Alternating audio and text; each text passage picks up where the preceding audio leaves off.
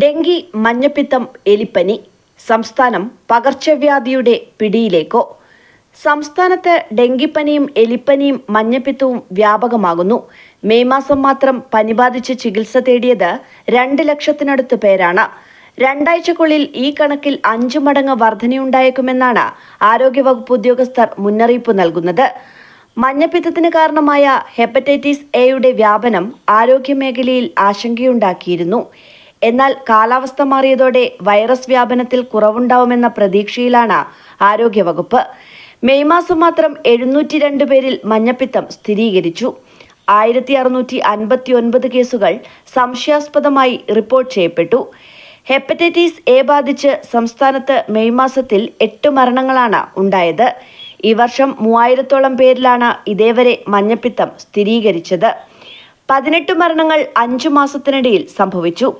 പ്രധാനമായും വരൾച്ചയും ശുദ്ധമല്ലാത്ത ജലം വിതരണം ചെയ്തതുമൂലവുമാണ് മഞ്ഞപ്പിത്തം ക്രമാതീതമായി ഈ വർഷം വർദ്ധിച്ചതെന്ന് ആരോഗ്യവകുപ്പ് ഉദ്യോഗസ്ഥർ പറയുന്നു.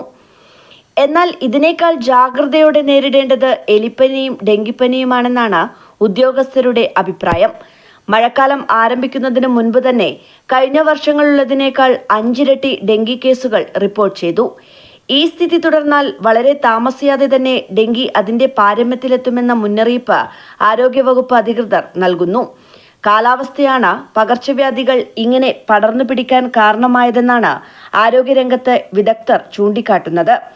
ചൂടുകൂടിയപ്പോൾ വെള്ളം ഇല്ലാതായി, ഉള്ളത് മലിനമായി. കുടിവെള്ള വിതരണം കാര്യക്ഷമമായി ശ്രദ്ധയോടെയല്ലാത്തതിനാലാണ് ഓരോ പ്രദേശങ്ങൾ കേന്ദ്രീകരിച്ച് മഞ്ഞപ്പിത്ത വ്യാപനം ഉണ്ടായതെന്ന് കരുതുന്നു.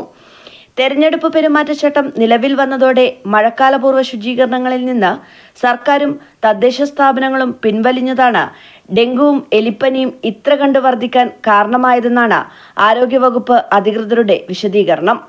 മെയ് മാസത്തിൽ മാത്രം 126 എലിപ്പനി കേസുകളാണ് റിപ്പോർട്ട് ചെയ്തത്. ഇതിൽ 13 പേർ മരിച്ചു. 903 എലിപ്പനി കേസുകളാണ് ഈ വർഷം റിപ്പോർട്ട് ചെയ്തത്. 43 പേർ മരിച്ചു. മെയ് മാസം മാത്രം 1160 പേർക്ക് ഡെങ്കി സ്ഥിരീകരിച്ചു. 3 പേർ ഡെങ്കി പിടിവിട്ട് ആ മാസം തന്നെ മരിച്ചു. ഈ വർഷം ഡെങ്കി പിടിവിട്ട് മരിച്ചവരുടെ എണ്ണം 18 ആണ്. ഓരോ 5 വർഷത്തിലും ഡെങ്കിപ്പനി പകർച്ച തീവ്രമാവുന്നതിനാൽ ഇത്തവണയും അനിയന്ത്രിതമായ തോതിൽ അതുണ്ടാവുമെന്നാണ് ആരോഗ്യവകുപ്പ് അധികൃതരുടെ ആശങ്ക.